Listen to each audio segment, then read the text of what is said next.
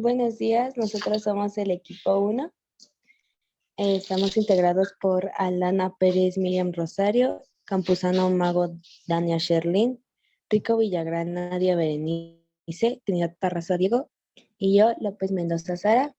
Daremos la reseña y exposición del libro La muerte y su imaginario en la historia de las religiones.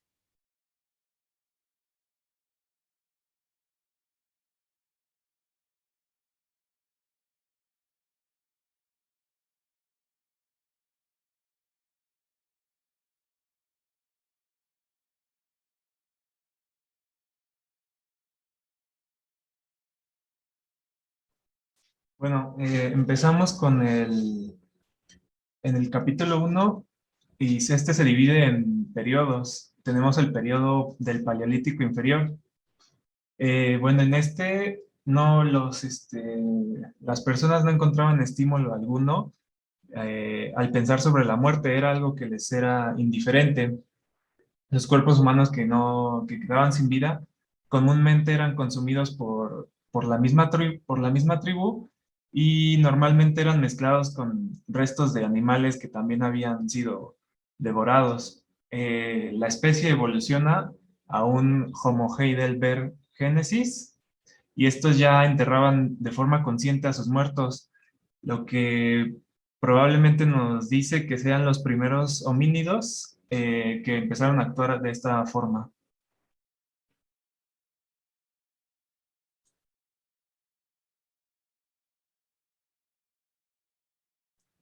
Tenemos el periodo del Paleolítico Medio y en este periodo finalmente se encuentran evidencias de enterramientos.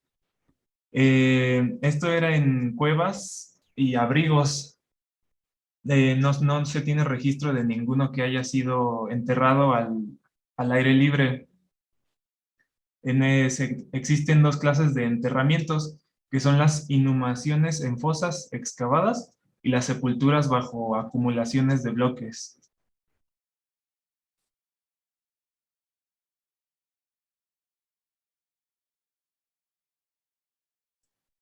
Tenemos el periodo del Paleolítico Superior. Aquí se hacía más la práctica de la inhumación, más que en el periodo pasado. Se cree que en algunos casos se pudo llegar a practicar la cremación. Eh, Como en periodos pasados, los difuntos eran enterrados en las cuevas o las grutas donde habían habitado en vida, lo que era bueno, permanecían ellos en lugares que les eran familiares.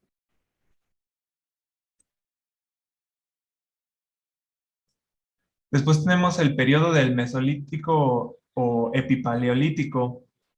La novedad que existió en este periodo fue que el agrupamiento de las sepulturas en necrópolis. Y bueno, aún era común encontrar sepulturas aisladas en cavernas como en los periodos pasados.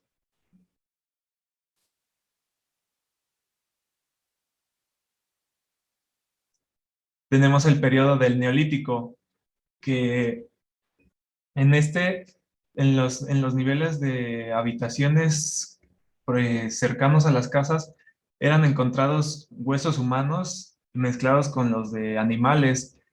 Probablemente se cree que estos de igual forma eran consumidos por la misma tribu o se habían practicado algún tipo de sacrificio.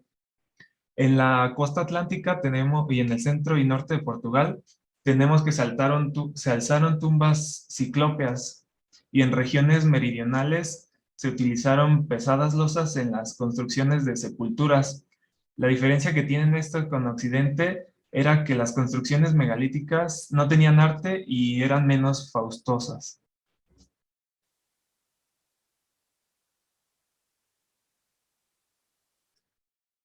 Después seguimos con el capítulo 2, que en este nos habla de la muerte en Mesopotamia y la muerte en Egipto. En Mesopotamia se creía que tras la muerte lo que perduraba era el etemu. En Egipto se consideraba que tras la muerte igual algo perduraba, pero en este caso era el Ba y el Ka. Para lo Mesopotamia, la muerte era un concepto que era temido. Este era el fin de la vida y se creía que lo que debía aprovechar era la vida. En Egipto, la muerte era vista como un tránsito a una vida en comunión con los dioses. En Mesopotamia se creía que tras morir, lo que esperaba para todos era un inframundo. La muerte era igual para todos. En Egipto se consideraba que a los condenados les esperaba un mal destino, o como eran enjuiciados. Y había casos excepcionales o fuera del resto, que eran los del faraón y la divinización. En Mesopotamia, la muerte se consideraba como el fracaso para el hombre, pues estos no habían logrado conseguir la vida eterna o la inmortalidad. En Mesopotamia no existía un juicio más bien, no existe un juicio para los muertos. Todos terminaban en el inframundo y se cuidaban mucho a los difuntos con el Kispum, pues se creía que los muertos podían interferir en el mundo de los vivos de manera positiva o negativamente. Bueno, en Egipto se consideraba que el viaje en la muerte tenía varias amenazas. De ahí se explica la necesidad de que fueran sepultados con fórmulas mágicas que creían ellos facilitaría el tránsito. También se cuidaban y mantenían las ofrendas en Egipto, pues de igual forma que en Mesopotamia se creía que los muertos podían afectar de positiva o negativamente en el mundo de los vivos. Igual les cuidaban demasiado a los muertos. Esto era muchas veces costoso y repercutía en la economía de la familia e incluso en la de las estructuras sociales.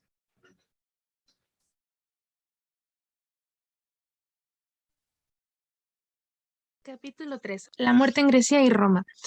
En este capítulo identificamos la edad de bronce, la muerte y el culto de los héroes de Homero y Hesíodo y la muerte de los cultos mistéricos de Grecia. Con esto nos referimos a que la edad de bronce se caracteriza en el amortazar ciertos cuerpos y en amontonarlos en hendiduras de roca dura. En algunos sitios el entrenamiento propio era por parte de las ciudades, por lo cual se tiene cierto sentido de solidaridad hacia las tumbas, como un sentido de respeto. La muerte y el culto de los héroes de Homero y Hesíodo hace referencia a la psique y su destino de Hades, que son creencias que se reflejaban de las vidas pequeñas y de comunidades estrechamente ligadas entre sí. Y ya por último, la muerte de los cultos mistéricos de Grecia nos hace referencia a una unidad religiosa impuesta por un ámbito político y por su culto comunitario de los muertos, es decir, esto propiciado de la guerra. Provoca una revuelta, así como una religiosidad que nos inculcaba una salvación propia y exclusivamente.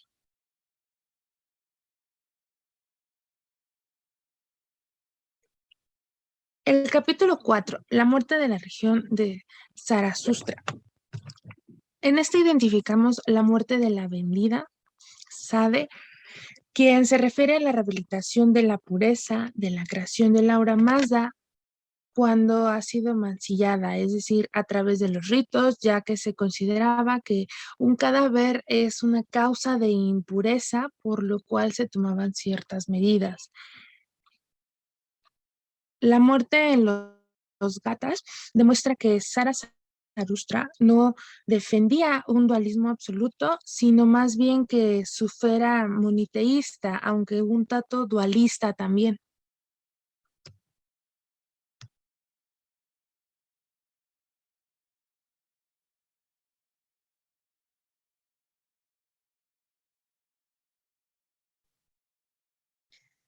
Capítulo 5. La muerte en las grandes culturas de América precolombina. Bueno, la muerte en la cultura maya. Para ellos el sol era como una idea que lo representaba la esperanza, el orden y la vida. Tenían un árbol de la vida que tiene como esquinas y son los puntos cardinales. Cada esquina tiene un color, que es el este, que tenía un color rojo, el oeste un color negro, el sur amarillo y el norte blanco, y en el centro color verde. Esto significaba que las raíces del infierno se iban elevando hasta el cielo. Los mayas le tenían cierto temor a la muerte, pues les gustaban los tipos de sacrificios que tenían que hacer para los dioses, pero los respetaban y los seguían, pues era lo más importante. Para ellos, el dios de la muerte formaba parte lógica de la corte infernal. Su representación era la de un esqueleto o la figura corporal humana que tenía manchas como signo de descomposición y una calavera en la cabeza. Sus nombres eran Kisin, Yunsimil o Kimil, que significa señor de la muerte, Yumsek, que significa señor de la calavera. En la época tardía se le conoce como Apuch y Xibalba, que también es el nombre del infierno o inframundo. Los mayas creían en la inmortalidad del alma y en la vida de ultratumba. Al desprenderse del cuerpo, la vida futura se dividía según Landa en vida buena y mala, es decir, en una morada de descanso y en un lugar de tormento. Además de Landa, una fuente fundamental para el conocimiento de la cultura maya es el Popol Vuh, libro que muchos ya conocemos que nos cuenta acerca del origen de este pueblo. Una de las costumbres funerarias que tenían era que envolvían el cuerpo en una mortaja, rellenaban su boca con maíz molido y una o más cuentas de jade para que en la otra vida no les faltara de comer. Bueno, ahora tenemos la muerte en la cultura azteca. Ellos tenían la vida y la muerte como que era un proceso regenerativo. Hacían sacrificios en comunidades individuales y nada más se hacían en momentos de crisis. Las víctimas eran consideradas sagradas y era representado como la misma divinidad. Ellos veían que la muerte los acompañaba en su día a día, por lo cual siempre los acompañaría. Tenían tres tipos de almas distribuidas en diferentes lugares del cuerpo. Una llamada Tonalí, localizada en la cabeza, otra Teyolia, localizada en el corazón, y la tercera Ijiyotl, localizada en el hígado. Los aztecas distinguen tres tipos de moradas: el paraíso de Tlaloc, Tlalocan, la casa de sol, y el infierno o Mictlán. Sin embargo, a pesar de que el tipo de muerte definía los destinos en el más allá, ciertas formas de muerte simbólica podrían sustituir otras consideradas poco más agraciadas. Ellos también tenían una costumbre que junto con el difunto enterraban a sus sirvientes y mujeres porque creían que en el más allá era exactamente igual que a la vida en la tierra.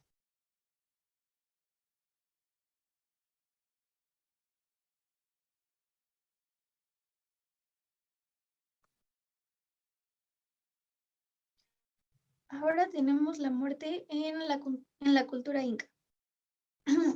Bueno, pues ellos momificaban el cuerpo. No les gustaba que se quemaran o incineraran los cuerpos porque le tenían miedo y les preocupaba que al ser quemados se podía pensar que sería la desaparición total de la fuerza vital o también conocido como Kamakem. Tenían un sistema llamado el Ayllu. En algún lugar que consideraban sagrado, una cueva, por ejemplo, guardaban la momia del supuesto primer progenitor al que le rendían culto, así como a las momias de sus descendientes.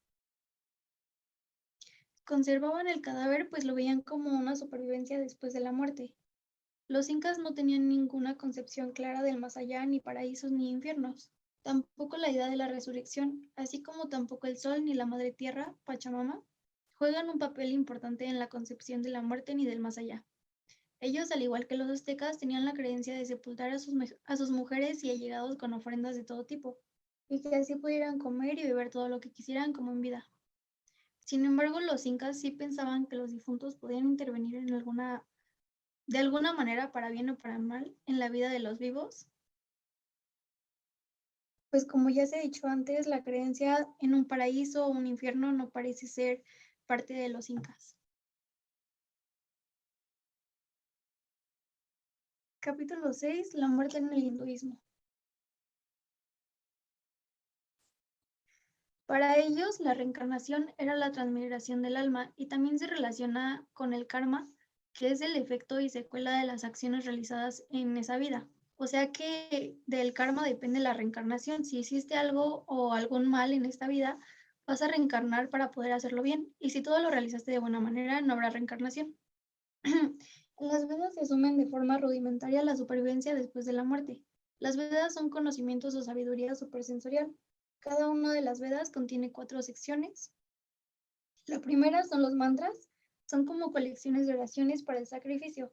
La segunda, los brahmanas, que son como tratados para los ritos. Después los arayankas, o textos forestales.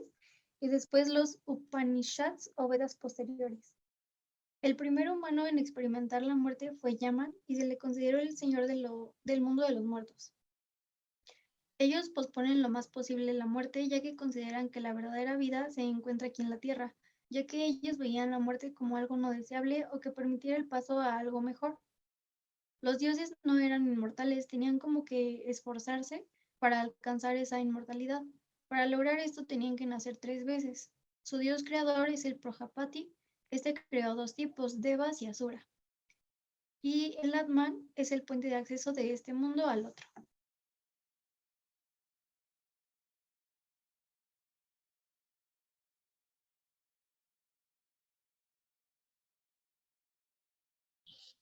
La muerte en el budismo. En el budismo mantienen la creencia de las almas o reencarnación, o bien llamado el renacimiento. También niegan la existencia de almas permanentes de un yo, ya que todo es transitorio y por eso se niega que esa alma pueda permanecer tras la muerte. La muerte también significa el fin de cierto individuo, porque las partes que se habían unido para formarlo se disolvieron, pero las fuerzas morales, o le llamaban consecuencia kármica, ha producido durante su vida, se convierte en la causa de un nuevo individuo, un nuevo ser. En el momento de la muerte, este es por tanto fundamental, ya que dependiendo del estado de conciencia que se tenga, no, cada quien, ese momento en la reencarnación será de una manera u otra.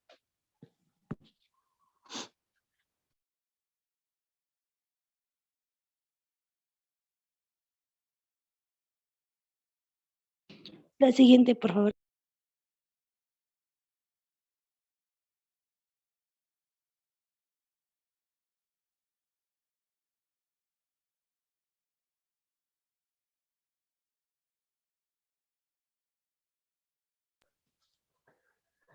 Finalmente, y a diferencia de otras religiones, el budismo niega la existencia de Dios, ya que decían que Dios no salva al hombre, sino que éste, a través de la recta doctrina de Buda, puede alcanzar por sí mismo la liberación de todo el dolor, que se conoce igual como el nirvana.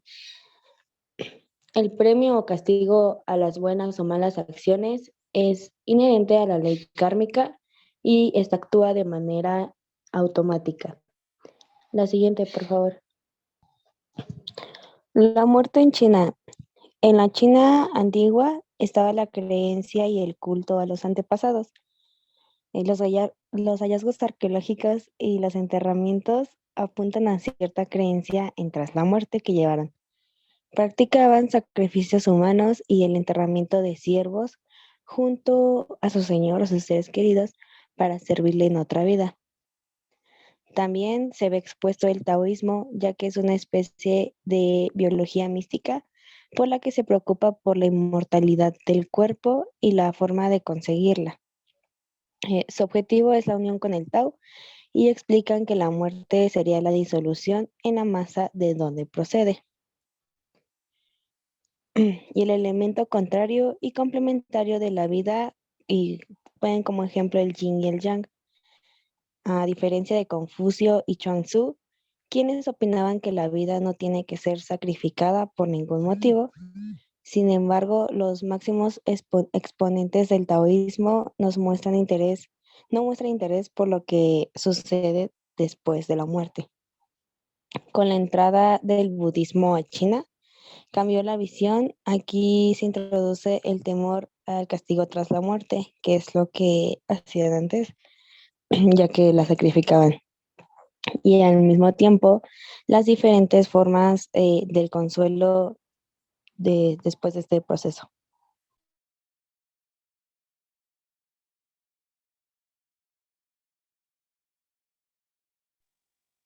Capítulo 9. La muerte en el judaísmo.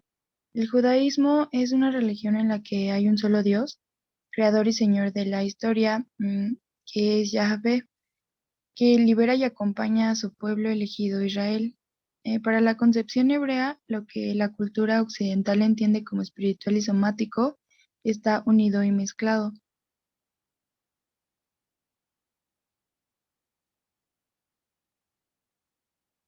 Em, en el momento de la creación, la Torá describe que Adán fue formado del polvo y de la tierra y que Dios lo insufló en su espíritu.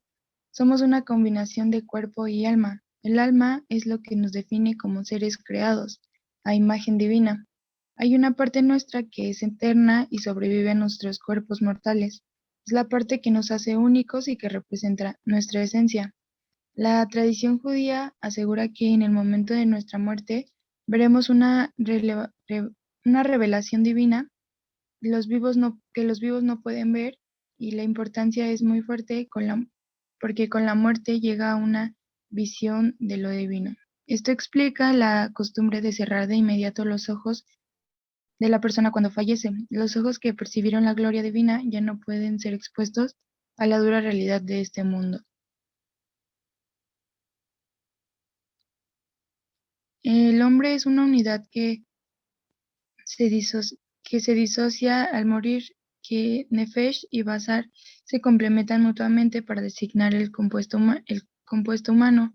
El hombre es el alma y la vida, el Raj o hábito habitual insuflado por Dios al hombre, y la Nefesh, que es el alma, vuelve a su origen a producir la muerte, lo mismo que es el Basar, que vuelve a la tierra.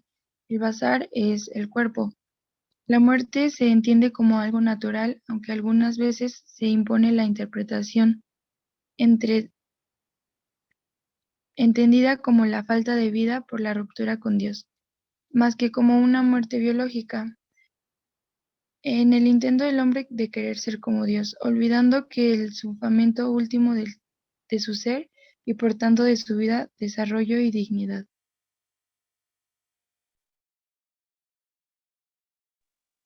Capítulo 10. La muerte en el cristianismo.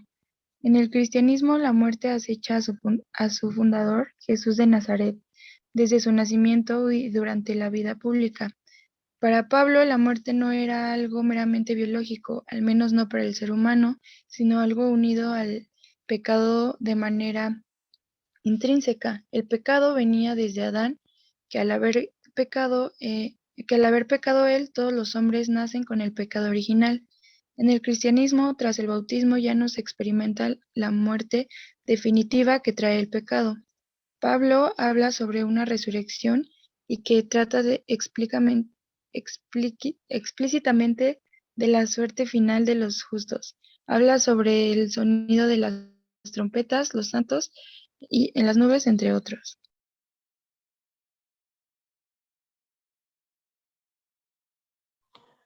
Capítulo 11. La muerte en el Islam. Bueno, rendían culto a los antepasados, a la luna, a las estrellas y a dioses en formas de piedras o árboles.